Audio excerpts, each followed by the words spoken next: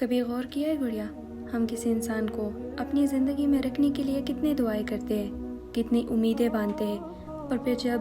وہی انسان ہم سے دور ہو جاتا ہے تو ہمیں لگتا ہے جیسے ہماری دعائیں قبول ہی نہیں ہوئی۔ ہم سوچتے ہیں میں نے تو اللہ سے اسے مانگا تھا نا، پھر اللہ نے اسے مجھ سے کیوں دور کر دیا؟ شاید اصل سوال یہ نہیں کہ وہ شخص چلا گیا گڑیا، اصل سوال یہ ہے کہ اللہ نے مجھے اس کے جانے کے بعد کیا دکھانا چاہا۔ کیونکہ بعض اوقات کسی انسان کا ہماری زندگی سے نکلنا صرف ایک شخص کا چلے جانا نہیں ہوتا، وہ ہماری زندگی کی ایک ایسی حصے کا اختتام ہوتا ہے جسے ہم خود ختم کرنے کی ہمت نہیں رکھتے۔ ہم کسی کو چھوڑنا نہیں چاہتے،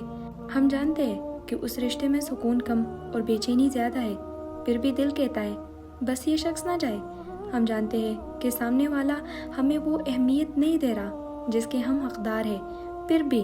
ہم اس کے ایک پیغام کا انتظار کرتے رہتے ہیں۔ گڑیا، ہم بار بار اس کی پرانی باتیں پڑھتے ہیں اور دل میں ایک ہی امید ہوتی ہے، شاید وہ واپس آ جائے۔ لیکن پھر ایک دن انسان کو سمجھ آتا ہے کہ شاید مسئلہ یہ نہیں تھا کہ وہ شخص واپس کیوں نہیں آیا، مسئلہ یہ تھا کہ ہم خود آگے کیوں نہیں بڑھ رہے تھے۔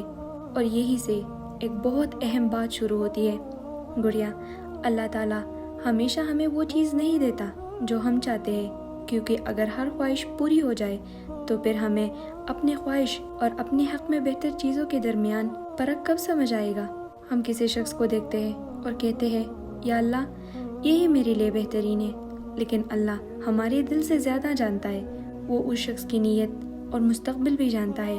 اور وہ یہ بھی جانتا ہے کہ اگر یہ رشتہ آگے بڑھا تو آپ کو سکون ملے گا یا زیادہ تکلیف۔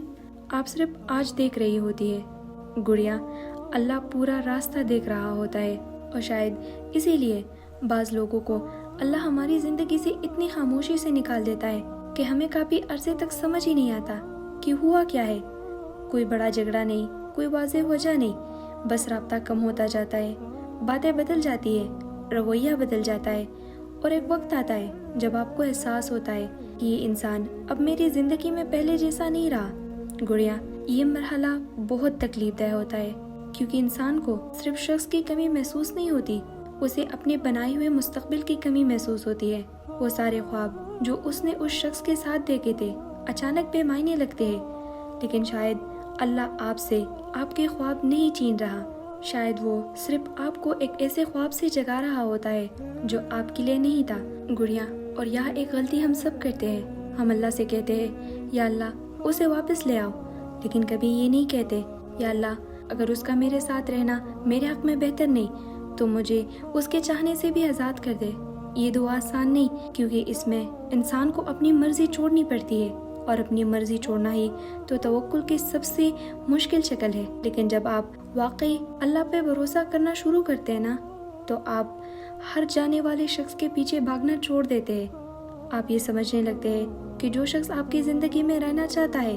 اسے بار بار اپنی جگہ ثابت کرنے کی ضرورت نہیں پڑتی۔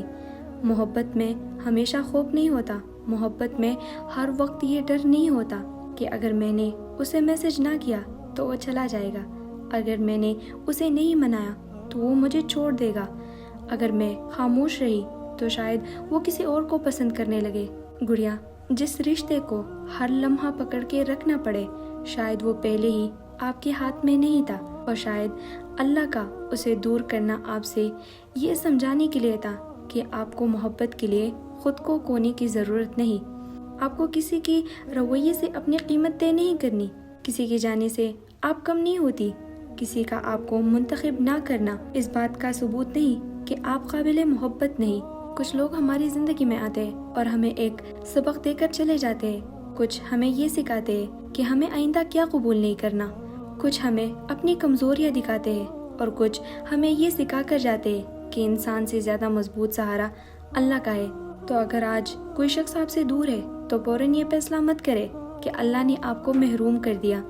ہو سکتا ہے اللہ نے آپ کو کسی ایسی چیز سے بچایا ہو جس کا نقصان آپ آج نہیں دیکھ سکتی، اور اگر وہ شخص واقعی آپ کے نصیب میں ہے تو آپ کو ہر لمحہ اسے پکڑ کر رکھنے کی ضرورت نہیں۔ جو چیز اللہ نے آپ کے لیے لکھی ہے اسے آپ کے ہاتھوں سے کوئی نہیں چھین سکتا گڑیا، اور جو چیز آپ کے لیے نہیں لکھی آپ اسے پوری دنیا کی محبت دے کر بھی ہمیشہ کے لیے اپنا نہیں بنا سکتے، اسی لیے آج کسی کی جانب پہ خود کو ختم مت کرے۔ تو اگر کوئی دور ہو گیا، اس کے پیچھے اپنی پوری زندگی مت روکے، اس کے واپسی کا انتظار کرتے کرتے اپنی زندگی کو مت بھولے۔ گڑیا، اگر واپس آنا اس کے نصیب میں ہے تو اللہ راستہ بنا دے گا، اور اگر نہیں تو ایک دن آپ کو یہ سمجھ آ جائے گا کہ جس شخص کے جانے کو آپ اپنی زندگی کا سب سے بڑا نقصان سمجھ رہی تھی نا، شاید وہی چیز تھی جس کے ذریعے اللہ نے آپ کو کسی بہت بڑے نقصان سے بچایا تھا۔ اور شاید اس دن آپ کا یہ سوال بدل جائے، آپ یہ نہیں کہیں گی یا اللہ آپ نے اس سے مجھ سے دور کیوں کیا، بلکہ خاموشی سے کہیں گے یا اللہ اب میں سمجھی، آپ نے اسے مجھ سے نہیں چھینا تھا، آپ نے مجھے میرے لیے بہتر چیز کے لیے خالی کیا تھا۔ گڑیا، میری دعا ہے کہ اللہ تمہاری نصیب اتنے اچھے کرے جتنی اچھی اور پیاری تم خود ہو، اور تمہیں ایک بہترین ہم سفر دے، تمہارے خوابوں کا شہزادہ جیسے کہ سالار سکندر۔ ہمیشہ خوش رہو گڑیا۔